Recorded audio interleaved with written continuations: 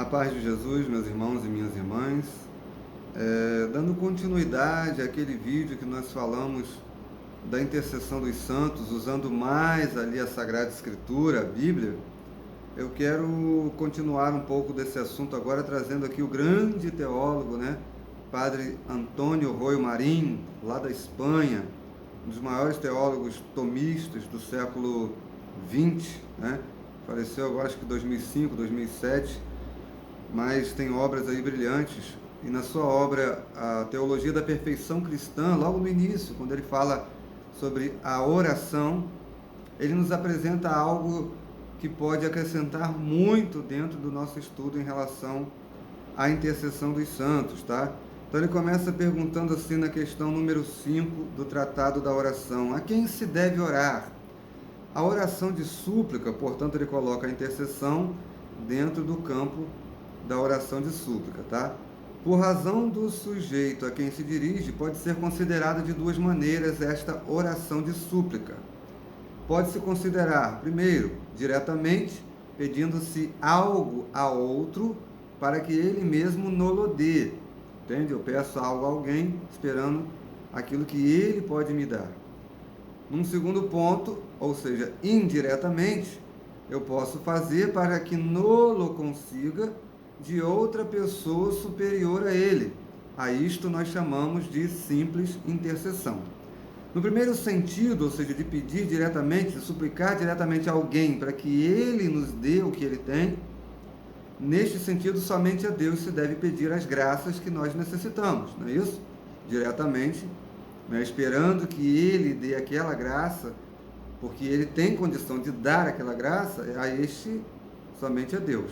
Porque todas as nossas orações, mesmo aquelas que se referem aos bens temporais, às coisas materiais, devem ordenar-se a conseguir a graça e a glória aqui no sentido da vida eterna, tá? Então, que somente Deus pode dar, como diz o Salmo: a graça e a glória a dá o Senhor. Salmo 83, versículo 12. A este modo de oração dirigido aos santos seria idolatria.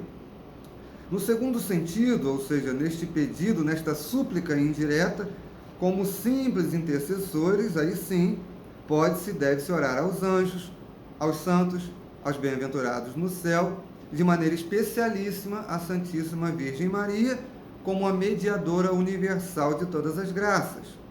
Expliquemos um pouco, então, mais este ponto. Aí ele apresenta aqui uma proposição: é lícito e muito conveniente invocar os santos para que intercedam por nós. Então, é lícito e conveniente, tá? E depois ele vai descrevendo isso. Eu vou ter que fazer isso em 2 vídeos. Então, ele apresenta os erros, tá? Negam-nos muitos hereges, entre os quais se encontram Eustáquio, de Sebaste, Vigilâncio, os cátaros, os wyclefitas, os luteranos, os calvinistas, de uma maneira geral, os protestantes, tá? E aqueles mais conhecidos do tempo dele. Então, letra A, quais os erros? Que Cristo é o único mediador entre Deus e os homens. Nós já falamos isso, mas ele comenta novamente.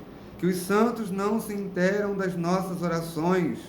Depois, que Deus é tão bom que não necessita de intercessores para dar-nos o que nos falta. Isso seriam os erros dos nossos irmãos separados. Resposta. Então, que Cristo é o único mediador entre Deus e os homens. Cristo é o único mediador de redenção, mas nada impede que os santos sejam mediadores de intercessão, apoiando nossas orações com as suas e rogando a Deus que as atenda favoravelmente. Lembrando que os santos, são mediadores secundários. Eles podem interceder por nós por seus méritos e preces, Eles apresentam tudo isso a nosso favor. Depois, a segunda objeção, que os santos não se interam das nossas orações. É falso que eles não se interem no verbo de Deus, no qual se reflete tudo quanto ocorre no universo, como numa grande tela cinematográfica. Todos os pedidos que lhe fazemos, ele vê, e isto mesmo se tratando de orações meramente internas, mesmo que eu não fale, mesmo que eu não pronuncie. Os santos veem no verbo, tá? Como numa grande tela cinematográfica. Lembrando que o Verbo de Deus, Jesus é o Verbo de Deus, a segunda pessoa da Santíssima Trindade, né?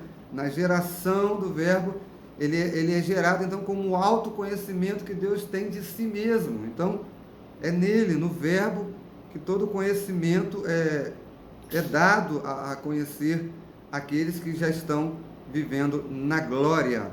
Então, mesmo quanto os movimentos internos do coração, né, São Tomás de Aquino vai dizer, eles podem conhecer.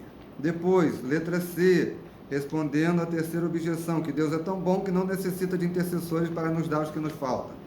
Então, a bondade infinita de Deus não é incompatível com a intercessão dos santos, mas se harmoniza admiravelmente com ela. Deus é Pai amantíssimo, que se compraz em ver os seus filhos intercedendo uns pelos outros, né, diante dele, né? Imagine a alegria do Pai vendo isso. Até porque somos membros de um mesmo corpo, ramos de uma mesma videira, né? Qual é a doutrina da igreja? Então vamos lá. O Concílio de Trento, lembra de Trento ali? Século XVI, acho que começa em 1542, 1545, vai até 1563, se eu não me engano, né? Então o Concílio de Trento proclamou solenemente a utilidade e a conveniência de invocar os santos e venerar suas relíquias e sagradas imagens. É, pois, uma verdade de fé que pertence ao depósito da doutrina católica. As principais razões teológicas que a abonam, que incentivam isso, a essa prática: a bondade divina, que quis associar-se às suas criaturas, Maria, os anjos, os santos, os bem-aventurados e os justos da terra também, na obtenção e distribuição de suas graças. Lembre-se que na ordem da perfeição, Deus sempre deixa que o mais perfeito ilumine aqueles que são menos perfeitos, o mais perfeito ilumina o menos perfeito, de modo que o menos perfeito, né, se beneficie daquilo que o mais perfeito pode lhe oferecer. Então aqui também se enquadra essa questão que São Tomás coloca, tá? Aqui é Roio Marinho comentando também à luz de São Tomás, tá? Depois, a comunhão dos santos, que nos incorpora a Cristo e através dele faz circular as graças de uns membros a outros. Comunhão dos santos, só a Igreja Católica tem essa doutrina, não é isso? Faz circular, como na videira, a seiva que circula por todos os ramos que estão unidos a ela. Depois, a caridade perfeitíssima dos santos, que lhes move a interceder por nossas necessidades, que veem, no plural, veem e conhecem no Verbo divino. Então, com que espécie de culto se deve invocá-los e honrá-los? Aqui já daria um outro curso, né? O culto de latria é próprio e exclusivo de Deus. Latria é adoração, não é isso? Honrar aos santos com eles seria um gravíssimo pecado de idolatria. Aos santos lhes é devido o culto de dulia, né? Dulia, que é uma veneração, um respeito elevado. E a Santíssima Virgem, por sua excelsa dignidade de mãe de Deus, né? A ela o culto de hiperdulia.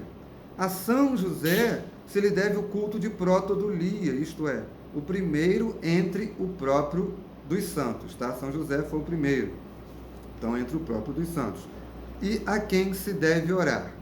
Aí nós vamos continuar depois, numa outra aula, aprofundando a esse a quem se deve orar, a eficácia das orações, inclusive se deve invocar as almas do purgatório. E aí há uma divergência entre alguns teólogos, estudiosos e até mesmo doutores da igreja, porque se supõe que a alma que já está no purgatório, dali é para o céu, não é isso? Ela já está chegando a um estado de perfeição para poder, de fato, entrar na visão beatífica de Deus. Mas é muito interessante, né? Como é rica a doutrina da nossa igreja. Espero que vocês tenham gostado, curte, compartilhe, comenta, se inscreve aí, para poder a gente trazer cada vez mais conteúdo bacana para vocês. Deus abençoe, salve Maria, até a próxima aula.